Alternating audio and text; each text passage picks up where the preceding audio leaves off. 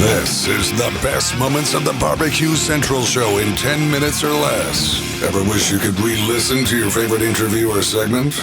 Do you enjoy hearing older shows for the first time in years? Then the best moments of the BBQ Central Show in 10 minutes or less is just what you need.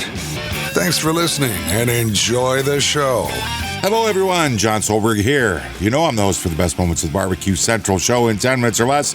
The show that brings you the greatest from way back whenever.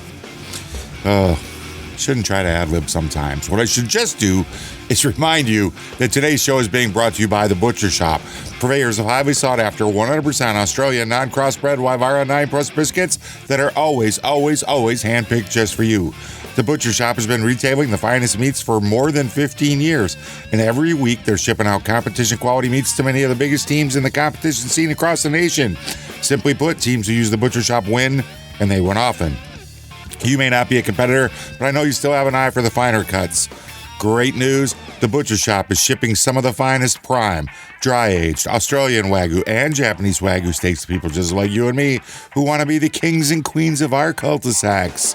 The Butcher Shop always has Berkshire, Compart Duroc, Allegiance Duroc, and Prairie Fresh all-natural pork in stock, and again, always hand-picked just for you. So let's review all this. The best competition briskets? Check. The best pork selection? Check. Giving you better overall options to cook at home? Check. So please give The Butcher Shop a call today, 850-458-8782. That's 850-458-8782. You mention the BBQ Central Show, and they're going to give you 10% off your entire order each and every time you call. You can also check them out over on Facebook, facebook.com. That's facebook.com/The Butcher Shop. Shop is spelled SHOPPE. The Butcher Shop, home of the 100% Australian non-crossbred Wylara 9+ briskets. And let's jump into today's show with one of my all-time favorite pitmasters. All right, let's go ahead and lob a phone call over to Chris Lilly's side of the world. Very busy man, obviously a huge weekend. He's got all the restaurant responsibilities that are going on. You would recall, if you're any fan of the show, that we also talked to Ken Hess a few weeks ago, so he was very amped up getting ready to go down to the Memphis in May competition. And from all accounts, everything seemed to go very well for Team Big Bob Gibson. So let's head on over to the hotline and pick up a very good friend of the show. Always appreciate the time that he gives us. Pitmaster of Big Bob Gibson, Chris Lilly. Chris, how are you, buddy? Chris. Hello. Hey, Chris, you're on. How are you? Doing fantastic. How about you? Well, I can't say that I'm probably doing better than you, given the events that happened this past weekend and everything else that you have going on. So, first of all, congratulations for retaking World Championship over there at Memphis in May. Pardon me if I'm wrong, but this would make 3 World Championships for you guys down in Memphis in May, right?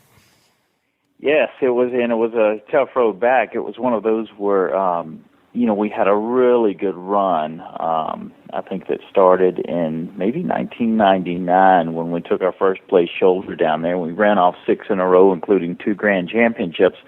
But it's been, it's been tough getting back and fighting back to the first place. So we started the event in 1997, I believe, was our first Memphis in May. Big Bob Gibson's has never finished out of the top 10, which is pretty cool, but you always want to make finals. You always want to put your meat up against the best 3 ribs, the best 3 hogs, and the other 2 shoulders, and have the same judges judge them and compare them side by side to really see who has the best. Chris Lilly joining us here on the show. Chris, as you have had a couple days away from it now, as you look back at how the weekend progressed, this one specifically, anything out of the ordinary that came up for Team Big Bob Gibson's that you had to contend with that you weren't planning on, or was it just business as usual for you guys? Definitely business as usual, but we actually changed something up this year.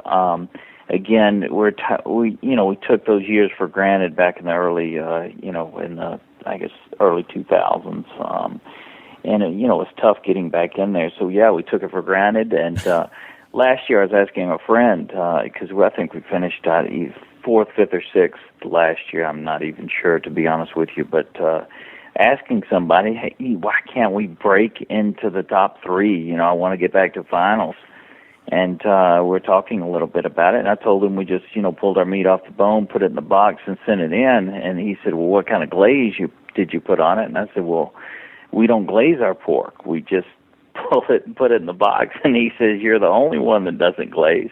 So this year we actually glazed our pork at Memphis in May for the first time, turned it in, and it worked for us.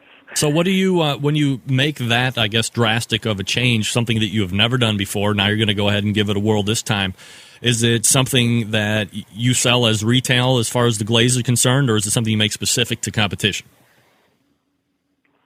I think specific to competition, as far as that goes. But, the thing about it is we had to rely on friends that were out there cooking that knew what was going on there. Big Bob Gibson's, we just cook about 2 contests a year. Every now and then we'll sneak another one in. So, part of my win goes back to, talking around at friends that run the circuit and, just letting us know what's going on out there because, we have no idea. So that little tidbit of information helps. I do, though, carry a lot that I learn in competition back to the restaurant. That is where all of our dry rub applications have come to. Big Bob Gibson used to just season his pork with salt in the restaurant. So out of competitions, we have some fantastic dry rubs now that we put on our ribs, our whole pork shoulder, our beef brisket, our turkey. We run about 4 different dry rubs in the kitchen at Big Bob Gibson's. When you go to Memphis in May, Chris, some teams will go with just the intention. And I think it's unique with the Memphis style. Obviously, Memphis in May is its own standalone contest. It's not technically integrated with Memphis Barbecue Network anymore.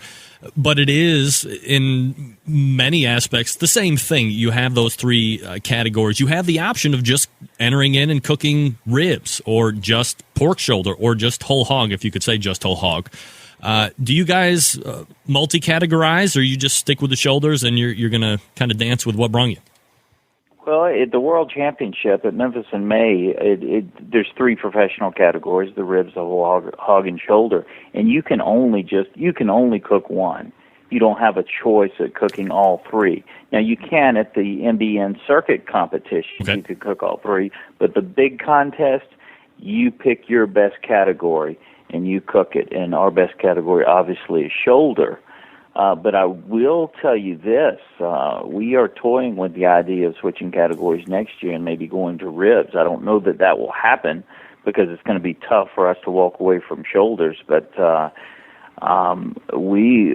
think we have a really dynamic rib now, and I definitely want to try to show it off in a competition. Chris Lilly joining us from Big Bob Gibson's 2011 Memphis in May World Champions. Chris, I was just going to ask you that. If you've been doing shoulder for this whole time, you've been very successful at it, and obviously you've just confirmed it, where does it start to tinker in the back of your mind that you might consider switching categories and getting something that would obviously be kind of completely outside of the comfort zone, specific to this competition? Obviously, if you're cooking other ones, you're probably cooking a number of different categories as well, but that's a pretty big step to take. Chris Lilly, find out what he had to say about making the meat switch at Memphis in May over at the BBQCentralShow.com. Chris Lilly, to me, he's like this larger-than-life pitmaster. He's just larger than life. I had a chance to meet him once. It was like I was starstruck. I'm not gonna lie, I'm meeting Chris Lilly. He's just a super nice human being, great pitmaster, restaurateur. A lot of respect for that guy. As I said in the beginning, one of my favorite guests. Hey, thanks so much for listening. And until next time on the best moments of the Barbecue Central Show in 10 minutes or less, I'm your host, John Solberg. I cannot wait to talk to you again soon.